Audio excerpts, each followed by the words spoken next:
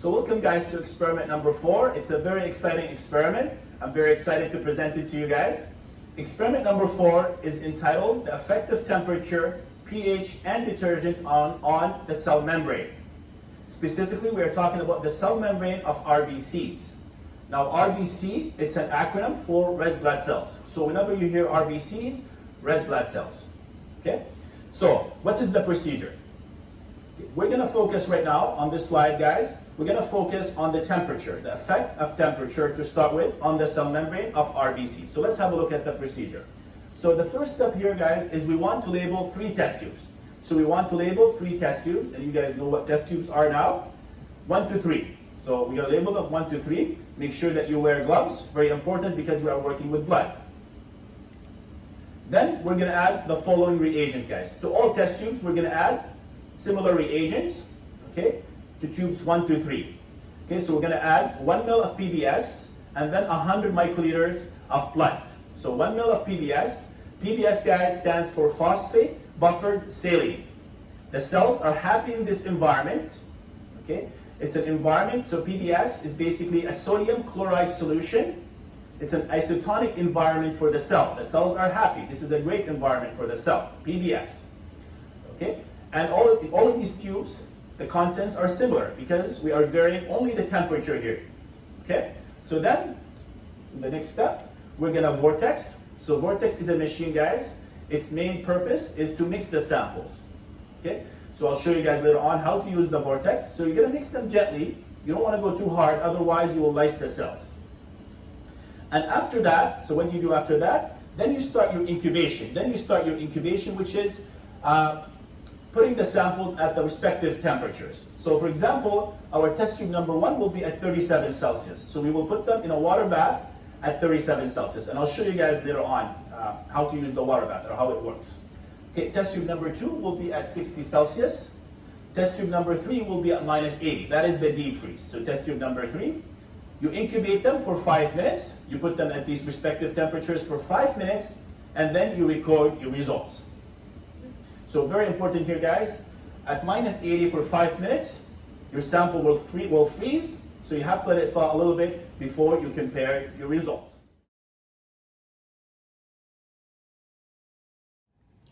Alright, guys. In the next part, we're going to demonstrate to you guys how to do the temperature part. So what is the procedure for doing the temperature part, and how do we add the samples to the tubes? So we have here 3 test tubes. So we have 3 test tubes. Now we're going to label them 1 to 3. So we're going to use a marker, okay, to label them 1 to 3 for the different temperatures. So this will be, number 1 will be for the 37 Celsius. Number 2 will be for the 60 Celsius. And number 3, that will be for that deep freeze, for the -80 Celsius. So we're going to label it 3. Yes, so 1, 2, 3. And here we have our blood sample that we got from the hospital. So next, we are ready to add the PBS, the phosphate buffered saline. So this is the PBS sample here. I made a solution here. I diluted the original sample. So we're going to add 1 milliliter to each test tubes. So, okay, we have to use the SL1000, of course, okay, because it goes from 100 to 1000. So it's not adjusted. So in order to rotate it, we have to make sure it is on unlock. So it is on unlock. Then we change it to 100. This will give us 1000 microliters or 1 milliliter. Okay, and then we put it on lock. Okay, so now that's 1000 microliters. So now we add the PBS to each test tube. So we add the PBS.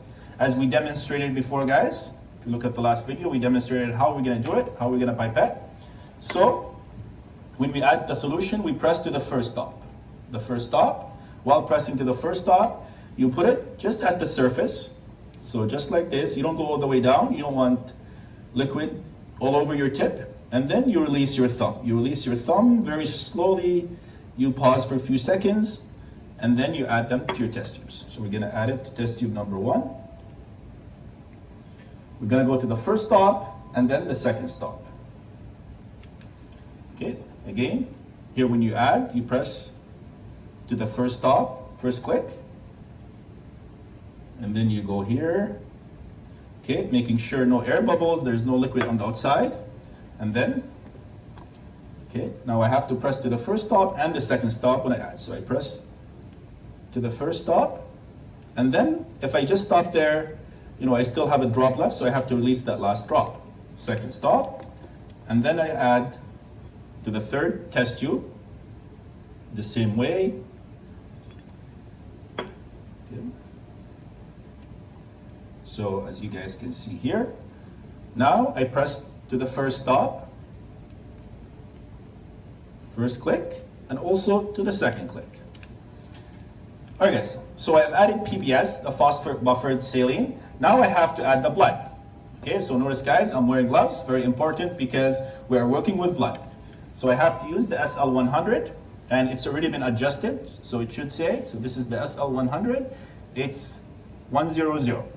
And I take the tip, so I add the correct size tip, and then I add the blood, which we got from the hospital. So again, in the same way, I press, see here, press to the first stop, take 100 microliters, and I add to the first test tube. So notice guys, they're not very well mixed. So this is where I'm gonna use the vortex to gently mix them. I have to be gentle. So now I'm done from this tip. I press the ejector and I release it here in the biohazard box. Then I have to add 100 microliter to the second test tube. Test tube number 2. So press to the first stop. Then I add to the second test tube. This is our 60 Celsius test tube. I'm gonna put it in the 60 Celsius water bath. Again, guys, notice how they're not very well mixed. So then I discard my tip. And then finally, I add to the third test tube. Again, 100 microliter in the same way as we did before. Notice, guys, how I'm holding the micropipette. I'm holding it vertically.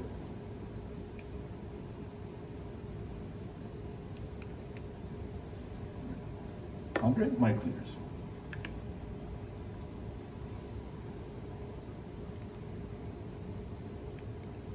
Then from the tip, I discard it. So I have to make sure that I close the lid for the blood. Alright guys, so now I have my tubes. They're not very well mixed. To mix them, I have to be very gentle. I have to use a mixer called the Vortex. And this is the machine right here, guys. This is the Vortex.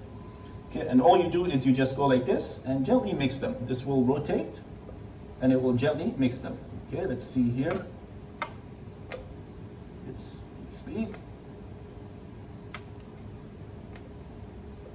Okay, so it will gently mix them.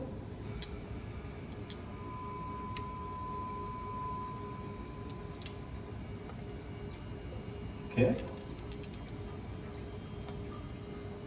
All right. So they are now nice and mixed, and just tap them a little bit. And you guys can see here the color. So they look opaque. They're not transparent. You cannot see through, guys. Okay? This indicates that they are healthy, they are opaque. If you have lysis, they will become darker and they will become transparent. They will become clear. So now we are ready, guys, to put them at the respective temperature. So let's put them at the correct temperature and then start our incubation period. All right, guys. So now we're gonna put our sample, our first sample, at 37 Celsius. So test tube number 1 goes in the 37 Celsius water bath. So this is how a water bath looks like, guys. Okay, so let's see how it looks like from the inside. Okay, so this is how it looks like in the inside. So we're gonna put it in this rack. It says 37, so we've adjusted it to 37 Celsius. So test tube number 1, we're just gonna put it at this water bath. Okay, so now let's put our next sample, sample number 2, in the 60 Celsius water bath. Okay guys, next. So this is the 60 Celsius water bath, as you guys can see here. So we're gonna put test tube number 2 in the 60 Celsius water bath. Okay, now let's put our sample number 3 in the deep freezer. All right guys, so now we are ready to add test tube number 3. We are ready to incubate number 3 in the -80 freezer. So you guys can see here, minus 80, minus 81. This is the deep freezer. So we're gonna put it here. Okay, so we're gonna put it. There's a rack inside, quickly put it. And now we are ready to start our 5-minute incubation. So I have my timer here. I'm ready to start our 5 minutes incubation. Press start, and we are ready to go. All right, guys. So the 5 minutes are over. So let us have a look at the results now. And I want you guys to go to this table right now. Okay, let's go to this table and record our results and our conclusion whether hemolysis or no hemolysis has occurred.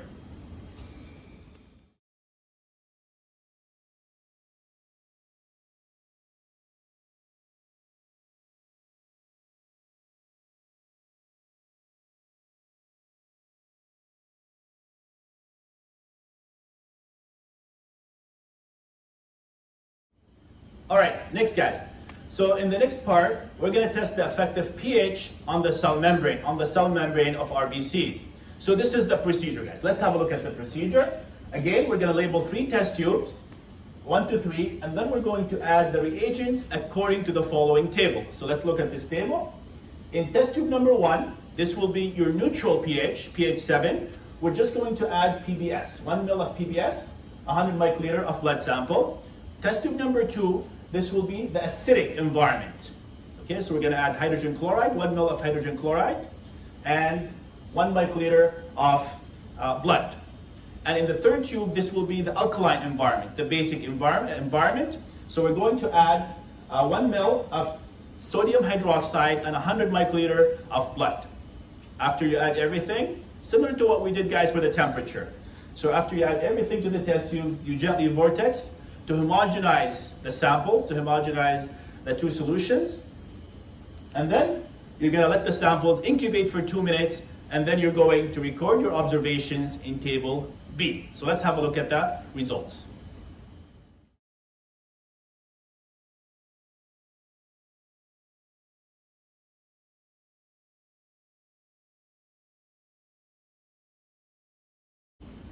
All right, guys. So now we're going to test the last condition, which is determining the effective detergent on the cell membrane of red blood cells, or RBCs. So this is what we're going to be doing. In the first step, we're going to label 4 test tubes this time. So 4 test tubes, 1 to 4, and these are the contents of the 4 test tubes.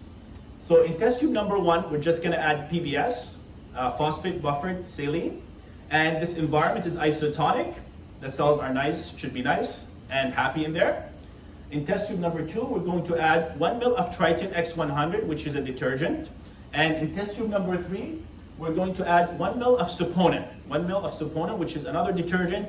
And in test tube number 4, we're going to add water. So we're going to add 1 ml of water, and this provides the cell with a hypotonic environment. This provides the cell with a hypotonic environment. So we want to see what's going to happen to the red blood cells in a hypotonic environment. Okay? And then we're going to add 1 microliter of the blood sample, as we have done before. And then in the next step, we're going to gently mix them using the vortex, as done before. And then step number 3, we're going to let the samples incubate for 2 minutes, and then we're going to look at the results and record our observations in table C. Okay, so let us now, guys, look at the results of the effects of detergent on the cell membrane of red blood cells.